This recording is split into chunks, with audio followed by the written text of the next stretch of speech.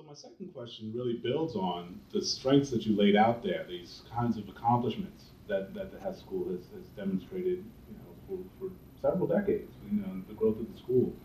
So where is the school at now in terms of not just passing the accreditation, but what are some of the exciting new things that the faculty and the students are doing?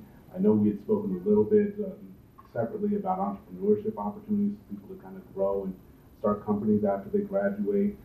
I of course, am very thrilled about those kinds of initiatives. And so, are those things going to become more and more a part of what's happening at Monmouth? And do we see alumni who have become successful entrepreneurs come back? What are kind of the future paths for the business school? Well, right now, we're very much a school of regional distinction. But we're quickly on our way to being a school of national prominence. Out of the 2,000 schools of business in the United States, only 15% are accredited by AACSB, the organization I mentioned earlier. That puts us in the top 300. Also puts us in the top 5% globally of all the business schools. Yes, we have an active business council. There's 36 men and women, all regional business leaders. They provide mentoring, active mentoring, scholarship opportunities, internship opportunities, shadowing opportunities, and ultimately employment opportunities for our students. We send nearly 24 young men and women down to Delaware every summer for J.P. Morgan. Many of them are hired by this institution, who 5 years ago would never have looked at a place like Monmouth because they've got a lot of good choices out there, particularly in the Ivy League schools. Now, more students are represented from Monmouth in the Mid-Atlantic region than any other school. And during that whole experience, the students are getting paid $24 an hour. Not bad for a summer gig, is nice. Okay. We have an active center for entrepreneurship. In fact, the Business Council just met a week ago. We're trying to put together some venture capital.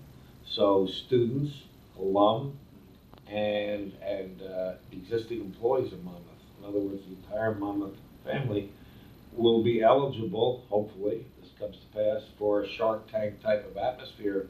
You've got an idea, come and pitch it, and if it's merit worthy, the funding should be available. Now, we don't have Mark Cuban kind of money, but not yet, but we have access to funds.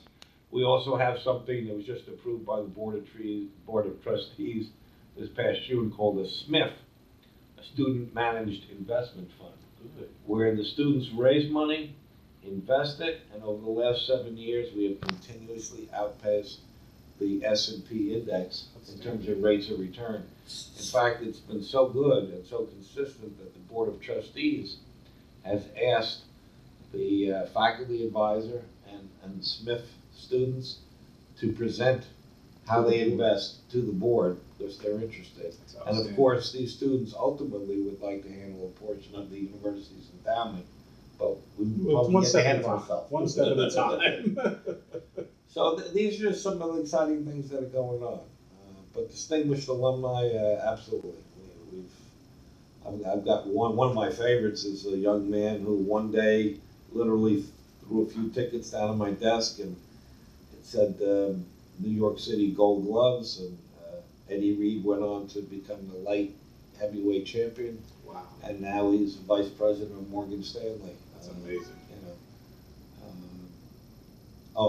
Just some wonderful, brilliant students who've done incredible things. Those are the stories we like to tell. Absolutely. Yes, absolutely. Well, thank you, Dean Moliver, for your time this afternoon. I know you're very, very busy. Pleasure. This is